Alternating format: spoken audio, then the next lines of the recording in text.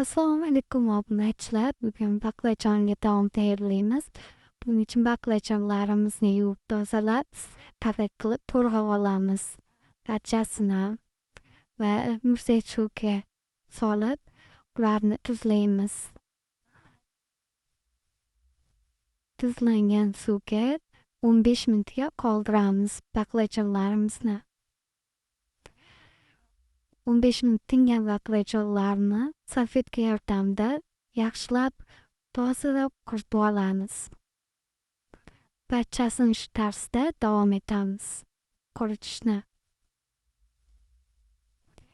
Uchta tuxumni chaqib, tuz solamiz va tuxumlarimizni yaxshilab tuz bilan birlashtirib olamiz. Un va tabga ko'ra ziravorlardan solib, qorishma tayyorlaymiz. Unlarimizni yaxshilab birlashtirib, aralashtirib olamiz. Qizib turgan tovaga yog' solib, qorishmaga botirilgan baqlajonlarni navbat bilan hammasini pishirib olamiz. Ikki tarafini yaxshilab qizartirib pishirib olib, barchasini shu tarzda tayyorlab olamiz.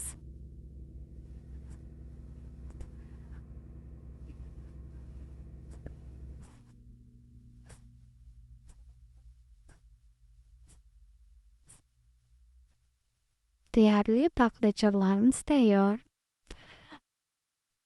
Endi qizib turgan tovani piymani solamiz. Yaxshilab qovurib, piyoz solamiz va piyozni ham shu tarzda qovuramiz. Va aralashmamizga ziravorlar, tuz, shirin tuz qo'shib, yaxshilab aralashtiramiz. Soyaviy sousdan ham qo'shamiz bir qoshiq. Hammasini ozgina qovurib, 5 minutga dimlab qo'yamiz. Va sos tayyorlaymiz. Mayonez, ketchup, pomidorli pasta, qora murch qo'shib, yaxshilab aralashtiramiz. Baqlajonlarimizni shu tarzda terib chiqib, aralashgan sosimizni birinchi surib chiqamiz.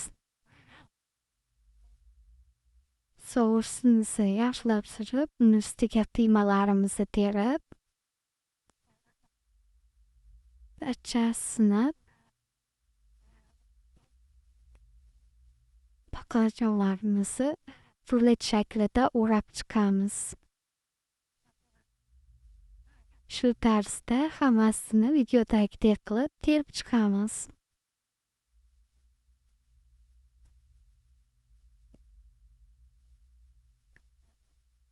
Har bitta baqlajonga avval sos navbati bilan qiymamizni solib, o'rab barchasini rulet shaklida qilib o'rab chiqamiz tayyor qilib.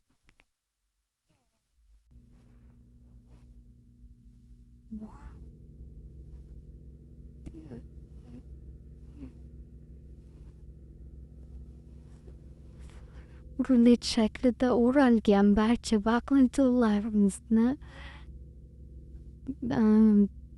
navbatdagidek pech listiga yoyib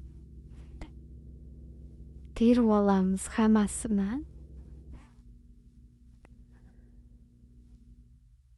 Pech listiga yoyib olgan baqlajonlarimiz ustiga sir qo'yamiz.